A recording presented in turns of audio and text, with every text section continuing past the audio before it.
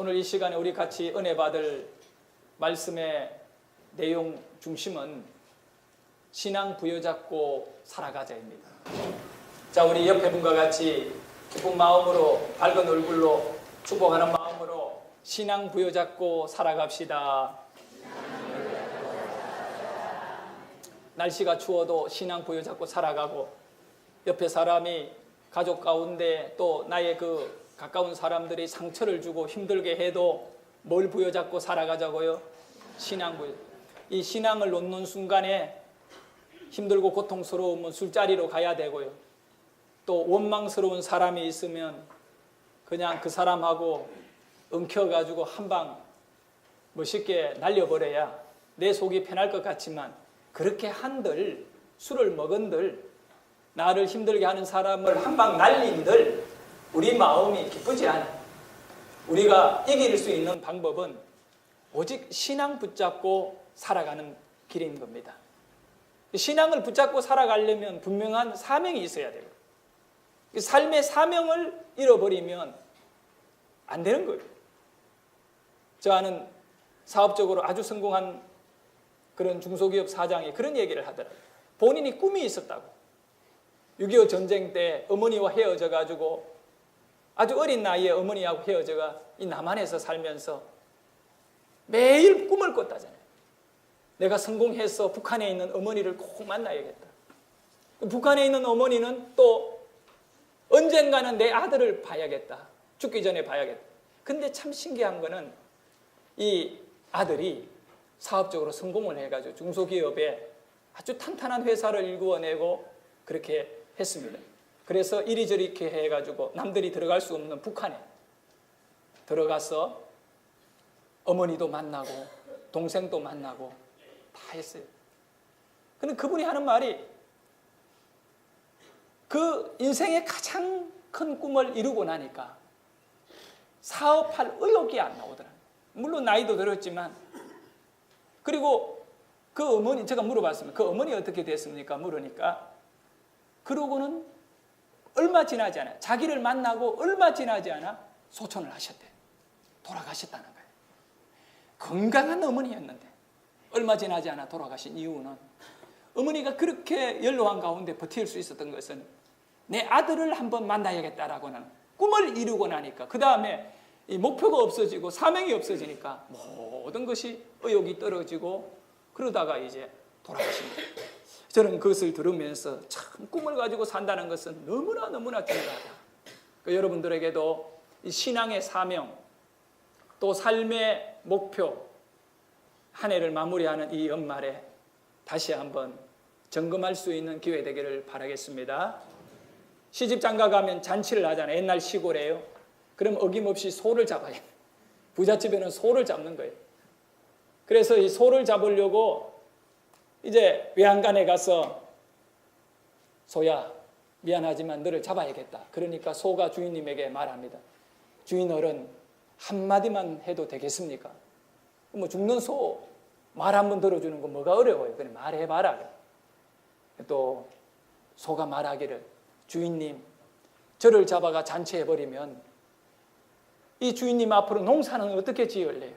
밭은 누가 갈아주고 또 수레에다 무거운 짐을 싣고 끌고 가는 거는 누가 끌어줄 겁니까? 주인님 농사를 지어야지요. 가만히 생각하니까 이 소를 잡아버리면 이 농사를 짓는데 많이 어려움이 있는 거예요. 그래서 소는 나는 주인님에게 이 농사를 짓는데 크게 도와주는 사명이 있는 존재다는 거예요. 아, 그래? 맞아. 그럼 뭐 우리 집에 가축들이 많은데 다른 거 잡지. 그리고 이제 외양간에서 나와가 마당을 지나는데 아주 이렇게 살이 찐 도실도실한 똥개가 한 마리 있는 거예요. 그래 걔를 이제 불러가지고, 야, 우리 잔치인데 너를 좀 잡아야 되겠다. 그러니까 걔가, 원래 걔가 순종의 그거 최고 아닙니까? 그런데 주인님, 내가 한마디만 해도 되겠습니까? 그래, 죽을게 말 들어주는 거 뭐가 어려워? 말해봐라. 그러니까 이 개가 하는 말이 비록 족보는 똥개지만, 그래도 내가 밤낮 주야로 주인님 대문 앞에서 도둑놈 들어오나 안 들어오나 살피고, 그렇게 주인님의 안전을 이 가족들의 이 안전을 위해서 내가 그 밤에 추우나 더우나 그렇게 지켜온 거 알지요? 그래. 근데 내가 죽어버리면, 내가 없으면 주인님을 누가 주인님을 지켜주겠습니까? 내 사명은 이 집을 지키는 건데, 도적이 들어오지 않도록 지키는 건데, 내 죽어버리면 어떡합니까? 가만히 생각하니까 얘도 사명이 있는 애거든. 이 개도 귀하다는 거예요. 아, 그래? 그러면 뭐 내 다른 거 한번 또 찾아보자. 그래서 이제 집 뒤쪽으로 나가니까 이 양이 있는데, 양도 참 살이 많이 쪄서 아주 토실토실해요. 그래서 그래, 너야 뭐 사명이 있니? 그래서 양에게 너를 잡아 잔치해야겠다. 그러니까 원래 양은요, 이 순종을 잘하는 짐승 중에 하나예요. 또 양이 말하기를, 매 주인님 한마디만 올려도 되겠습니까? 그래, 올려라. 뭐 여기까지 내가 들어왔는데 닌 또 무슨 얘기냐? 그러니까 저를 잡아버리면 앞으로 주인님 자녀들이나 주인님이나 이 추운 겨울에 따뜻하게 입을 양털 옷은 어디에서 깎아서 만들 것이며, 내가 새끼를 부지런히 낳아가지고 주인님 집에 또 젖을 짜서 날마다 신선한 그 우유를 공급해야 되는데, 그거는 그러면 누가 할 겁니까? 그 얘기를 듣고 나니까, 아이고, 맞네. 너에게도 사명이 있다. 날마다 우유를 짜주고, 그리고 양털을 공급해주니 너야말로 귀하다. 그리고 이제 그럼 뭘 잡아야 되나? 돌아 나오는데 그 한낮에요, 할 일 없이 다 팔자 좋게 누워가지고 코를 드르륵 그러면 자는 게 있어요. 그게 뭐냐 보니까 돼지. 돼지 깨웠어. 야야야, 일어나라. 어서요. 그럼 일어난 거예요. 그래서 이야기한 거예요. 우리 집에 잔치가 있다. 그래요. 소 잡아요, 소. 아니, 소는 사명이 있어 못 잡아. 개 잡아요. 개도 사명이 있다. 그 양을 잡아. 양도 사명이 있다. 그 니는 저요? 사명 없어요. 돼지 사명 없어요. 여러분, 돼지 사명 있습니까? 돼지는 주인집에게 잡혀먹는 게 사명. 가만히 돼지가 사명이 없는 거예요. 그래서 주인이 그날 돼지를 잡아서 잔치를 잘했다는, 믿거나 말거나 이런 얘기가 있습니다. 이 이야기가 주는 의미의 교훈이 뭘까요? 사명 없는 존재는 죽임을 당한다. 여러분에게 사명이 있어야 돼요. 생명력과 희망의 미래, 모든 삶의 가치는 여러분이 사명을 부여잡고 살아가는 것입니다. 오늘 우리 아침에 시편 71편의 말씀을 읽었습니다. 이 말씀 가운데 이 시편의 저자는, 지금 신학자들이 이 71편의 이 놀라운 시편을 기록한 저자가 누굴까 관심을 갖고 연구를 많이 하면서 그 인물을 이렇게 찾아보고 있지만, 정확하게 이 시편 71편의 기록자가 누군지는 알려져 있지 않아요. 너무나 위대한 시이지만 저자가 미상입니다. 근데 간혹 신학자들 가운데 내용을 보니까 이런 내용의 고백과 또 믿음이라면 예레미야이다, 예레미야. 그 예레미야 선지자일 것이라고 하는 추측은 있을지 모르지만 그거는 정확하지 않는 일입니다. 근데 이 71편의 저자는 놀라운 고백을 하고 있어요. 자기 가슴 안에 타오르는 하나님을 향한 사랑과 열정, 사명이 있는데 그 세 가지의 부여잡은 믿음에 대하여 71편의 저자가 부여잡고 있는 그 신앙의 사명 세 가지를 고백하고 있거든요. 우리가 그것을 간단히 한번 살펴보려고 합니다. 먼저 첫째는, 저자는 죽는 날까지 주님의 보호하심 가운데 살기 원해요. 어떤 일이 있어도 나의 인생은 주님에게만 피하겠다는 거예요. 할렐루야. 좋은 일이 있어도 주님, 나쁜 일이 있어도 주님, 내 인생은 주님에게만 피하겠다. 그래서 1절에 보면 내가 주께 피하오니 라고 고백하고 있어요. 내가 주께 피하오니. 그리고 3절에도 보면 내가 항상 피하여 숨을 바위가 되소서. 여러분, 우리가 신앙생활 가운데 하나님이 우리에게 어떤 존재로 보여집니까? 71편의 저자는 나의 하나님은 내가 이 풍파많은 세상 속에 환난과 고통과 어렵고 힘든 문제를 만날 적마다 내가 두려워하지 않고 내가 방황하지 아니하며 내 안에 견고한 의뢰가 될 수 있는 것은 하나님은 언제나 나의 피난처다는 거예요. 내 평생의 피난처는 하나님이시다. 그래서 그 신앙을 부여잡고 이 시편의 주인공은 힘들고 어려운 그 시대에 살았던 거예요.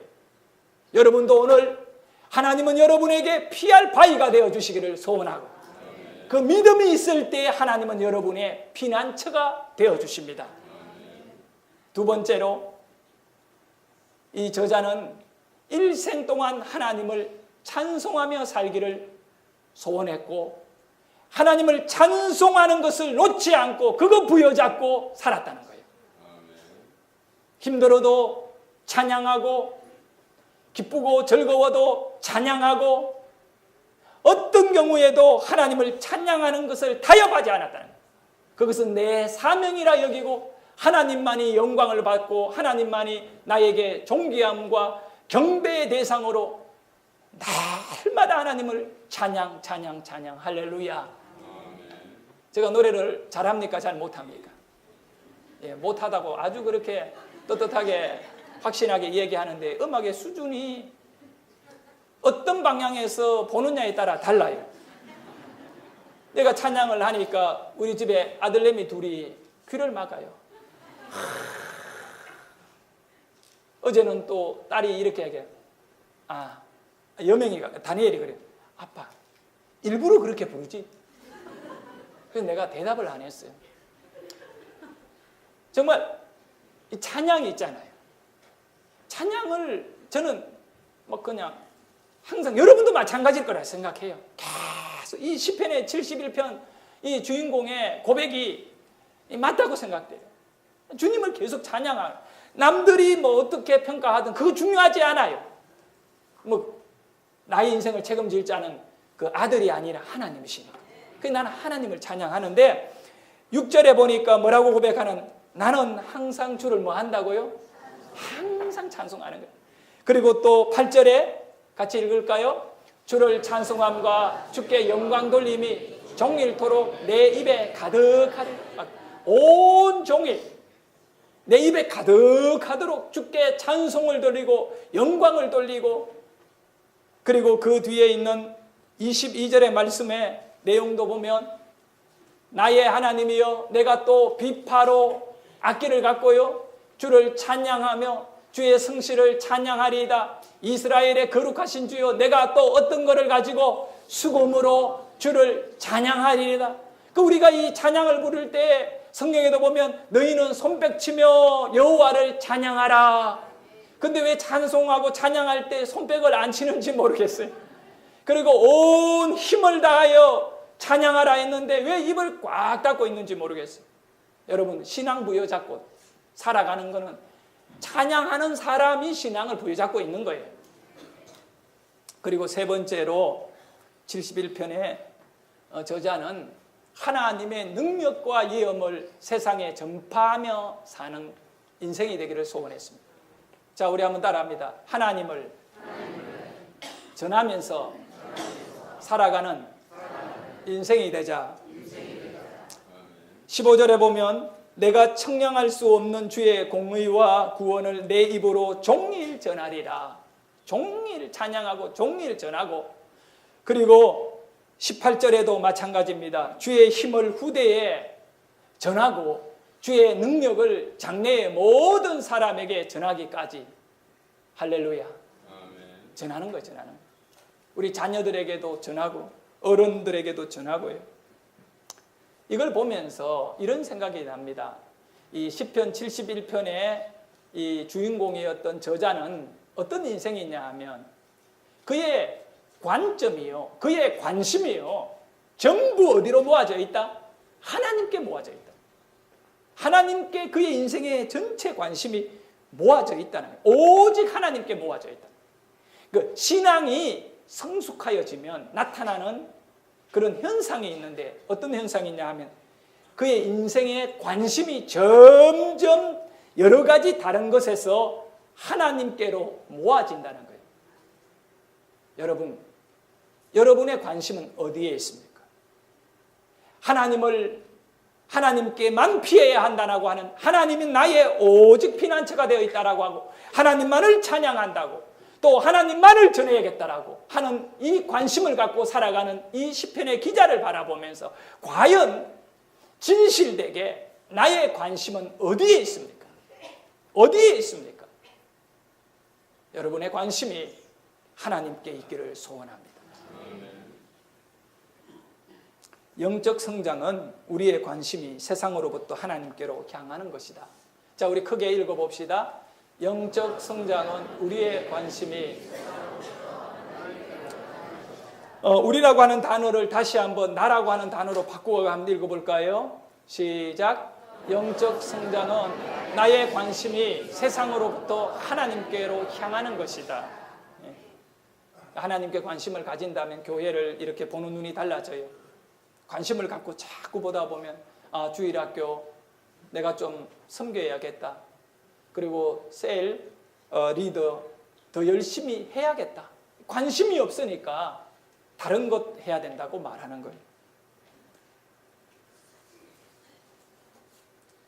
오늘 말씀 6절에 보면 이렇게 고백합니다. 내가 모태에서부터 주를 의지하였으며 모태에서 그 어머니의 뱃속에서부터 누구를 의지했다고요?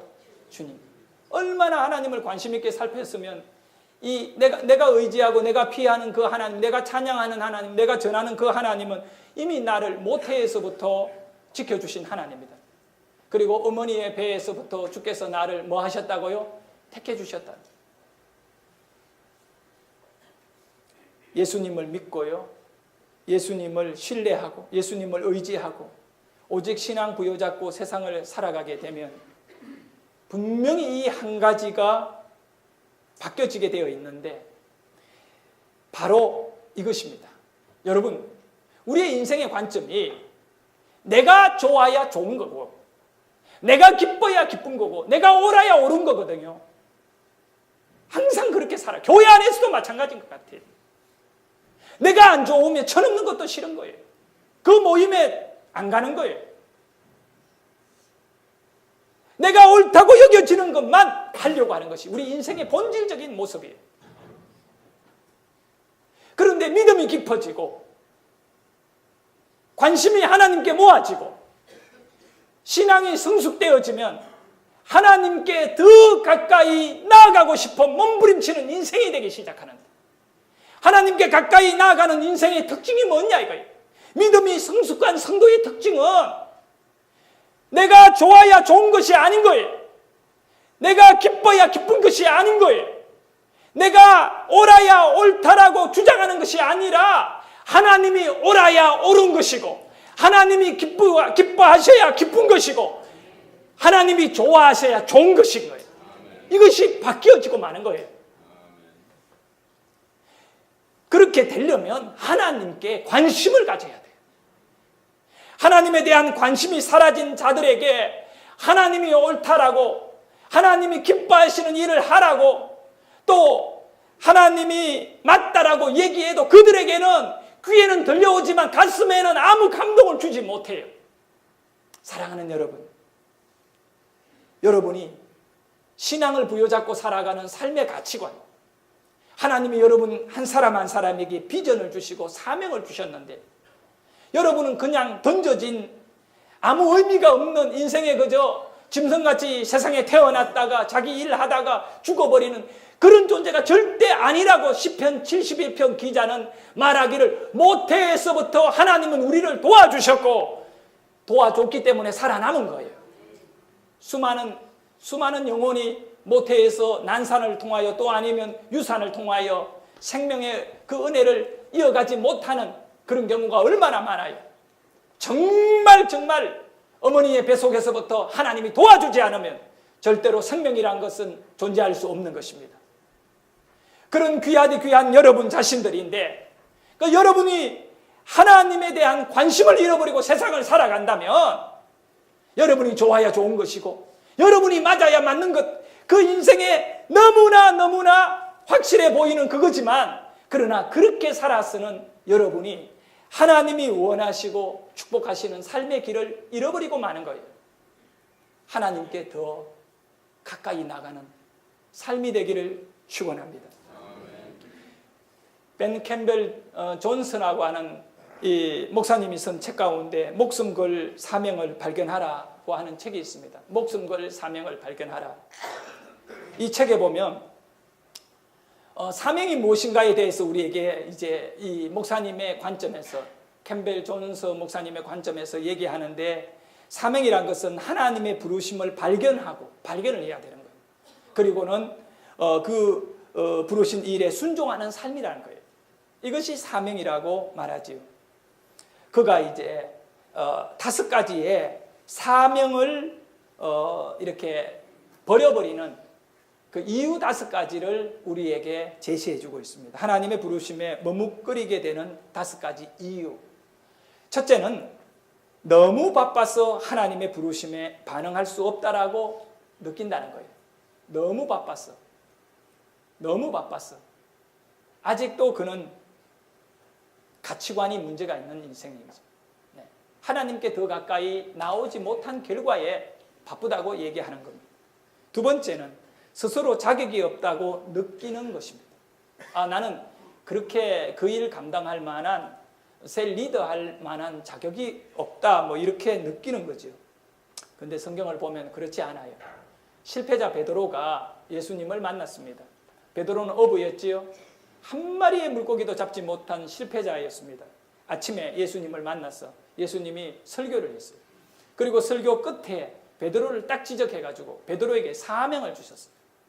깊은 데 가서 그물을 내려라. 베드로가 말씀에 의지해서 그물을 내렸습니다. 근데 놀라운 일이 일어났죠. 그물이 찢어질 만큼의 이 엄청난 많은 물고기가 잡힌 거예요. 그리고는 베드로가 어떤 반응을 보입니까? 예수님의 발 앞에 엎드려서 고백합니다. 주여, 죄인입니다. 나를 떠나소서. 이 얘기의 깊은 의미가 무엇일까요? 당신은 너무 위대한데 나는 너무나 죄가 많고 부족한 사람인데 당신 앞에 합당하지 않는 자입니다. 완전히 베드로가 깨어지고 있거든요. 그럴 때 예수님이 그래 맞아. 너는 고기도 제대로 못 잡아. 너는 가정도 제대로 못 다스려. 너는 그저 시골 어부에 지나지 않아. 그렇지만 힘내봐라. 노력해봐라. 내 제자가 될 거라고 말을 하지 않았어요.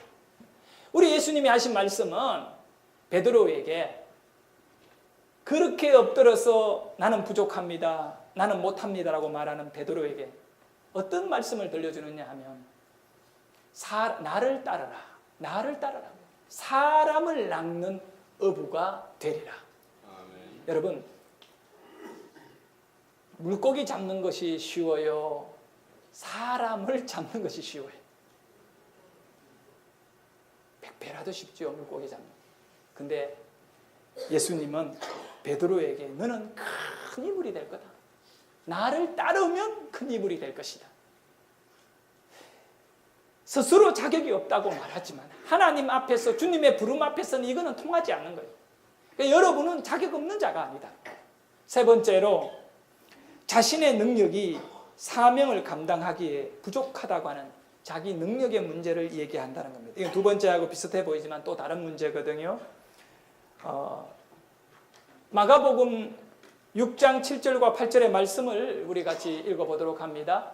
12 제자를 부르사 둘씩 보내시며 더러운 귀신을 제어하는 권능을 주시고,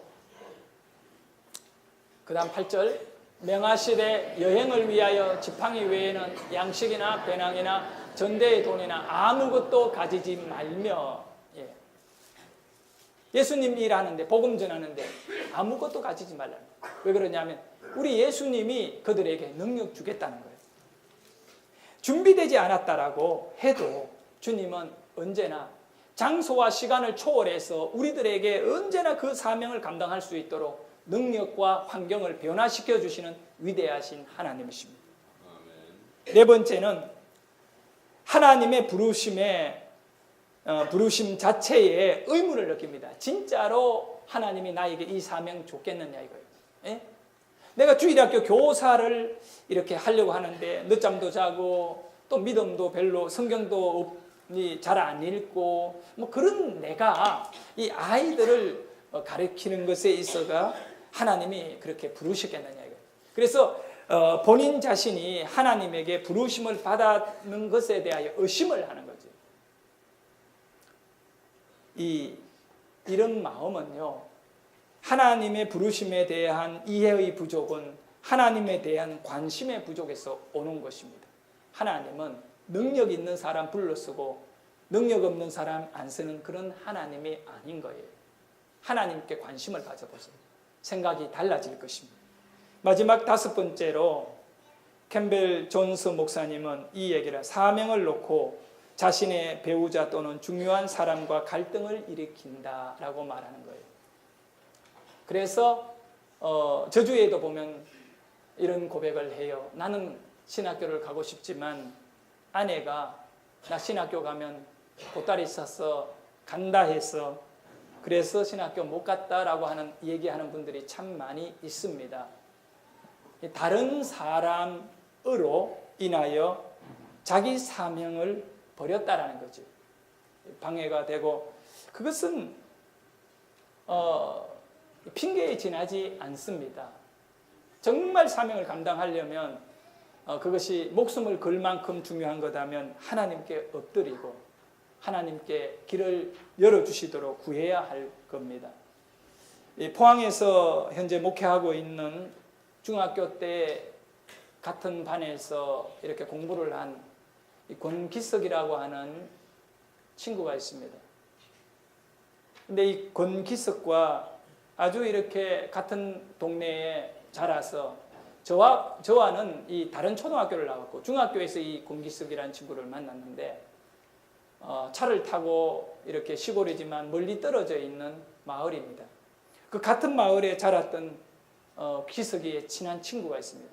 제가 25살이 지나서 이제 목회자가 되기 위해서 하나님의 사명을 받아가지고 고등학교 과정을 제가 25살이 되어가지고 이렇게 했거든요. 근데 이 공부를 하고 있을 때 친구가 이제 저를 한번 만나자 해서 권기석 말고 기석이의 친구를 제가 만났습니다. 성환이라는 친구인데 이 친구를 만났는데 이 친구가 이제 저하고 같이 식사도 하고 이렇게 얘기하면서 아니 너 배 탄다 하더니 그리고 또 뭐 얘기하더라고. 그래서 내가 목사 되려고 한다니까 내 주위의 친구들은 전부 뭐 목사 된다 하는 거야. 알고 보니까 나보고 그런 이야기 한우가 아니 기석이도 나는 처음 들었어요. 그때 기석이 왜?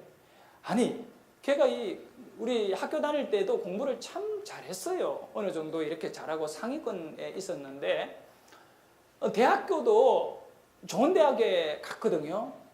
뭐 취직은 얼마든지 좋은 기업체나 뭐 은행 같은 데도 할 수 있을 것 같은 이 친구 잘난 친구인데 아니 취직을 안 하고 대학교 다닐 때부터 기독교 이런 동아리 같은 데 열심히 활동하고 대학 졸업하고 군에 갔다 와서 25살이 넘어서 이 친구는 목회자가 되겠다고 신대원 시험 공부를 하고 있다는 거예요. 준비를 하고 있다는 거예요. 입시 준비를 하고 있대요.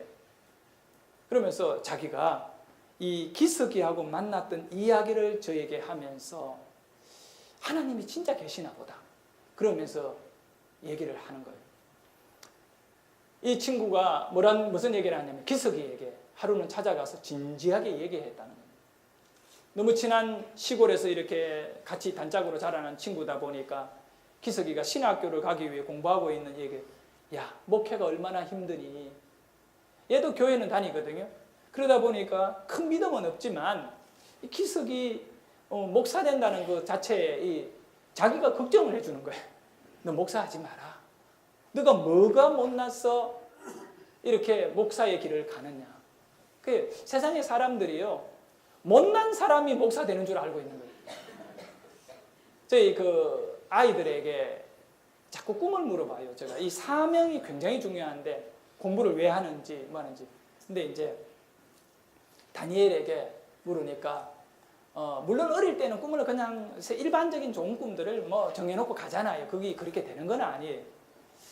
자기는 그 내가 좋은 것은 문과 쪽에 이과 쪽에 있는데 하나는 이렇게 판사 변호사 되는 거고 하나는 의사 되는 건데 네 둘 중에 어느 거 할래? 내가 아예 정해놓고 물었어요. 물으니까 가만히 생각할 때 자기는 의사 쪽으로 가겠대요. 그냥 오늘부터 그는 공부 열심히 해라. 그냥 아빠 공부 적게 하려고 의사 쪽으로 가면 되거든. 그거 왜? 판사는 공부 많이 해야 되잖아. 아니 두 개 다 열심히 해야 돼. 그럼 나 그럼 할 거 없는데. 근데 이제 여명이에게 이야기하니까 여명이가 뭐랄까 하면 나 목사 할게. 그래. 왜? 그러니까 공부 안 해도 되잖아. 내가 넌 목사 그만둬야 돼. 너 하면 안 돼. 아빠 목사는 공부 안 해도 되잖아. 여러분 아이들이 그렇게 생각을 해요. 네. 근데 이 친구가 이 성환이가 생각하기에는 기석이는 공부도 잘하고 똑똑한데 왜 신학교 가느냐? 뭐 왜 그렇게 목사 되느냐? 우리 시골 교회들 보면 다 알잖아. 니 왜 그렇게 사느냐? 그러면서 진짜 하고 싶은 얘기를 하는 거예요. 기석아, 네가 목사 되면 나는 친한 친구 한 명을 잃어버린 것 같이 느낌이 와. 사실 맞거든요. 저 사람 좋아해서 옛날에 좋은 친구들 많았어요. 그런데 걔네들 안 만나거든요. 못 만나거든요. 떨어지는 거예요. 주님, 하나님에게 관심을 갖게 되고 하나님께 더 가까이 나가다 보면 세상의 것들은 정리가 되어 있습니다. 그걸 아는 거지요. 그러니까 기석이가 친구에게 미안하다. 그런데 내가 왜 신학교를 가느냐 하면 나는 주님의 종이 안 되면 세상에 그 어떤 일도 의욕이 없다.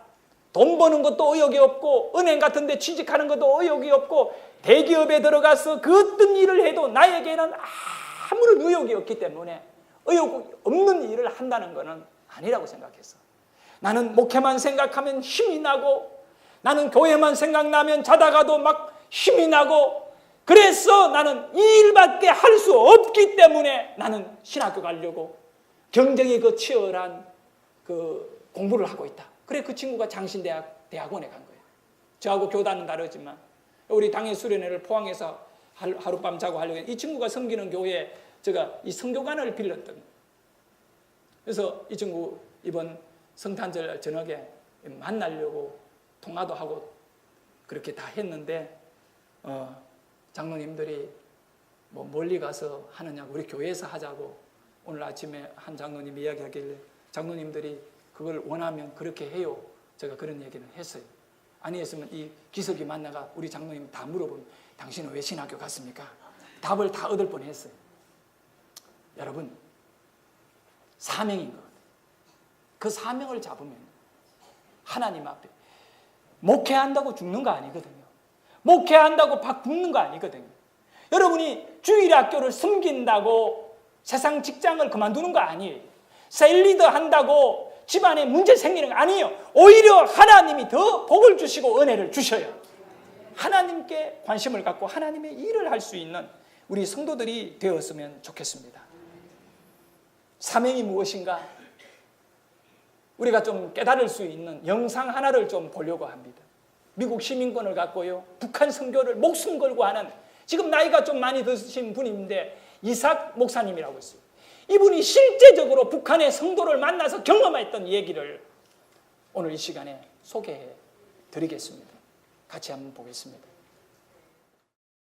리빙스톤이라고 하는 그 아프리카의 그 귀족의 출신은 많이 배운 최고의 그 영국의 이 학력을 갖고 있었던 이 리빙스톤 박사가 아프리카에 가서 그 흑인들의 삶을 부여잡고 평생을 그렇게 살았어요. 세상 사람들이 이해가 되지 않는 거예요. 당신 왜 그렇게 살아요? 그런 이 리빙스톤이 남긴 가장 유명한 한마디의 말이 그는 사라졌지만 우리에게 남아있는 거예요. 사명을 가진 자는 그것을 실현할 때까지는 결코 죽지 않는다. 아멘. 우리 같이 기도드리겠습니다.